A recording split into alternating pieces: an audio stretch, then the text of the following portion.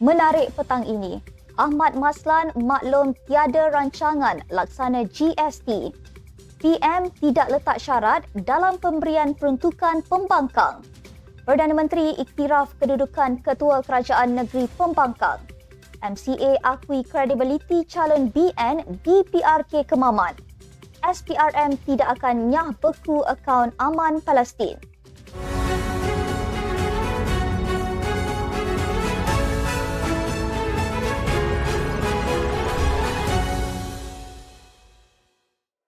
Assalamualaikum dan salam Malaysia Madani. Anda bersama saya Asma Ismail dalam Netstep News edisi petang Selasa, 28 November 2023. Sebelum itu, jangan lupa untuk subscribe YouTube Netstep TV dan follow Facebook Netstep Malaysia.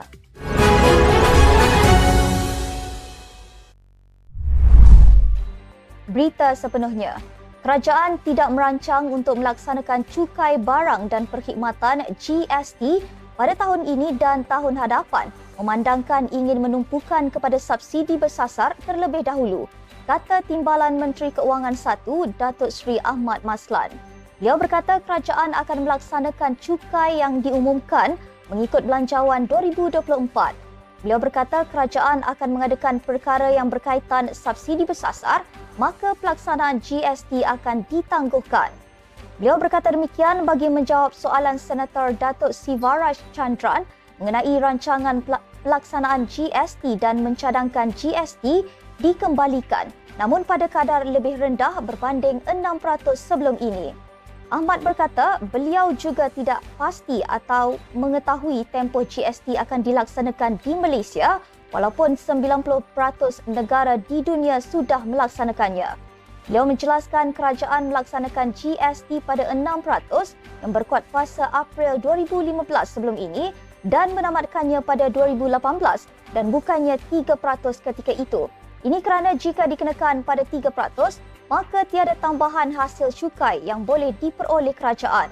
Beliau berkata antara kebaikan GST adalah dapat mengurangkan ekonomi bayangan dan mengurangkan kos perniagaan kerana terdapat elemen pembayaran balik cukai iaitu pemulangan cukai input kepada syarikat dan pengilang selain GST tidak dikenakan terhadap ekspor.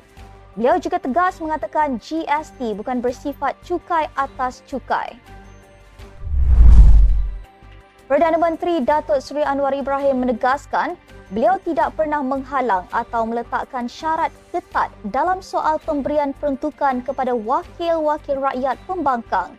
Datuk Seri Anwar berkata beliau mahu peraturan dihormati iaitu ahli Parlimen Pembangkang perlu melakukan rundingan bersama Timbalan Perdana Menteri Datuk Seri Fadilah Yusof terlebih dahulu berhubung peruntukan pembangunan kawasan seperti kelaziman yang diamalkan dalam sistem demokrasi. Beliau berkata ada beberapa peraturan yang dilakukan dalam mesyuarat yang lalu ketika Pakatan Harapan menjadi pembangkang. Beliau turut mengakui berasa aneh dengan wakil kerajaan terdahulu yang kini di pembangkang bahawa mereka sudah tahu proses rundingan tersebut tetapi sebaliknya yang berlaku sekarang. Beliau berkata demikian pada sesi waktu pertanyaan menteri di Dewan Rakyat hari ini. Perdana Menteri Datuk Seri Anwar menegaskan beliau sentiasa mengiktiraf kedudukan ketua-ketua kerajaan negeri meskipun berstatus pembangkang di peringkat persekutuan. Biarpun berbeza ideologi dan parti politik, beliau memastikan Menteri Besar MB Kedah Datuk Seri Muhammad Sanusi Maknor dan Menteri Besar Perlis Muhammad Shukri Ramli turut bersama-sama dengannya dalam pertemuan rasmi dengan Perdana Menteri Thailand Srettha Thavisin pada Isnin. Katanya beliau boleh berbeza pendapat daripada segi politik tetapi beliau mengiktiraf kedudukan mereka sebagai Menteri Besar. Perdana Menteri berkata demikian ketika menjelaskan dakwaan beliau sengaja meminggirkan pemimpin pembangkang dalam sesi pertanyaan-pertanyaan menteri di Dewan Rakyat pada Selasa.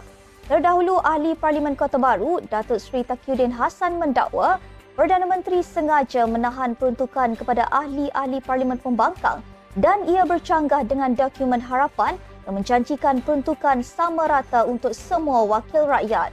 Menjawab dakwaan tersebut, Datuk Seri Anwar berkata, beliau tidak pernah menyuruh mana-mana ahli Parlimen Pembangkang untuk membodek beliau demi mendapatkan peruntukan.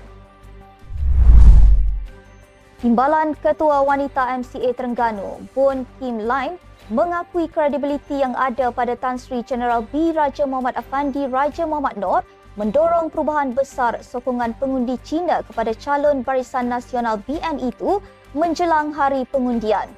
Menurutnya, perubahan itu dapat dirasai jenteranya ketika berkempen yang memasuki hari ke-11 hari ini sebelum pilihan raya kecil PRK Kemaman pada Sabtu ini. Kim Line berkata, masyarakat sudah mulai sedar dan akan menyokong BN dengan calon yang mempunyai imej yang baik. Beliau yang juga Ketua Wanita MCA bahagian Kemaman berkata, kebanyakan pengundi Cina di Kemaman mengharapkan ahli parlimen yang bakal dipilih nanti dapat mengusahakan pembangunan lebih lestari di kawasan tersebut.